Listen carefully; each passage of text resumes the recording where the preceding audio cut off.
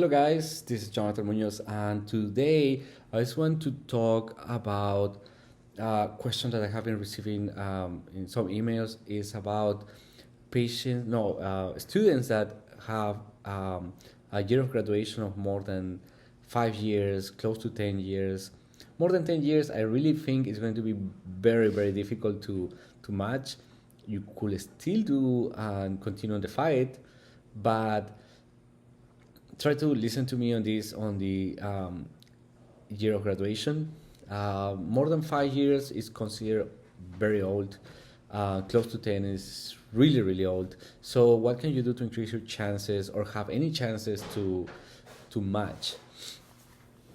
And this is a situation like in which many will be because maybe when you graduated in your country, you decided to start working, save some money, and life happens, and it took you a while to be able to present to the testing and to save the money that you needed. So if that's the case, let's say you are already 7 years of graduation, 7 years after graduation, close to 10. You should still take your test, do your best on your test. You should still prepare for the match. Scores are going to be very important, so don't fail. Don't have a failure or an attempt, because that could really decrease your chances. But what is really important at that time, aside of having some research, some volunteering history, you should always have volunteering experiences on your CV. Even if you are currently working as a doctor or currently working on a residency program, if you are of advanced years of graduation, then you should continue to build up your extracurricular experiences, like volunteering at homeless shelters, working at a church, volunteering at kitchen soups or food banks. Why? Because that's the humane part. That's the part that says, wow, this guy really wants to work with I don't know, underserved communities, and that's why he was working in Peru for all these years, because he saw his life working or serving the poor. But now he had a change of pace, and he wants to come improve his knowledge, improve his practice in the United States. So don't forget about the volunteering and show a commitment to the underserved. But most importantly, if you are of advanced year of graduation, two things are going to help you.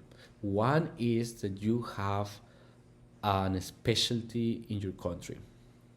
So any specialty, infectious disease, nephrology, ophthalmology, dermatology, radiology, any specialty. As long as you have a specialty completed in your country, any residency program will look at you as an asset. They will be like, we may not need to have a consulting radiologist anymore. Now we have someone that has experience looking at CT scans, and he can present the weird cases to us, or we can recruit to him for a quick reading of a weird or rare CT scan.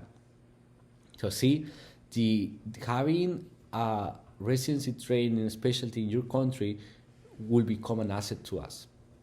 That's one. Any specialty. Okay.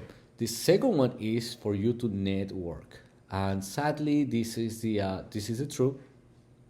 Most residency programs won't even consider to talk to a person that has advanced years of graduation. So if you have any contact, and sometimes you directly won't have any, right? Like it's like when I came, I didn't have any contacts.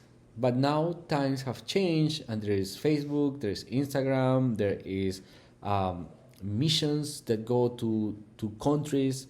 You could start getting to know them in your country by reaching out to these missions that are happening in the churches or in very poor areas of your country. Just look out for Just walk through a medical center in your country and say, hey, do you know of any missions that are actively happening in this area? And you may be surprised with an opportunity to volunteer there, be a translator, talk to doctors and say, hey, can I go to do an observership in a couple of months in your hospital? Who knows? But it's starting to build up a network. So if that's not the case, you could also look in Facebook and look, not kidding, for example, I'm from Peru, and if you look for a Facebook group called the Peruvian Doctors in California, there's going to be a Facebook group on that.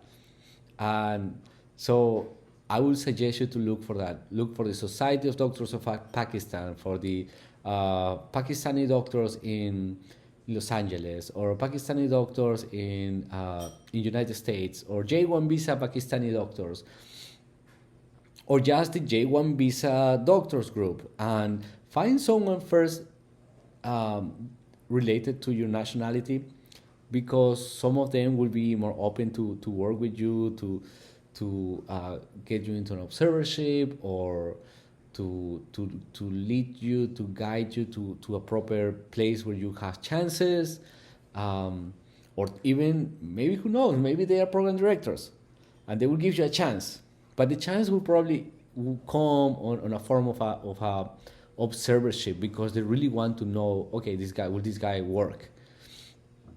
So those are the two ways. First, try to network using Facebook, using Instagram, maybe even your embassy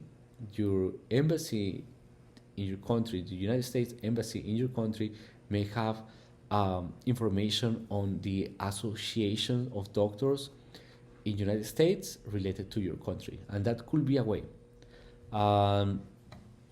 So that's about it for your advanced year of graduation.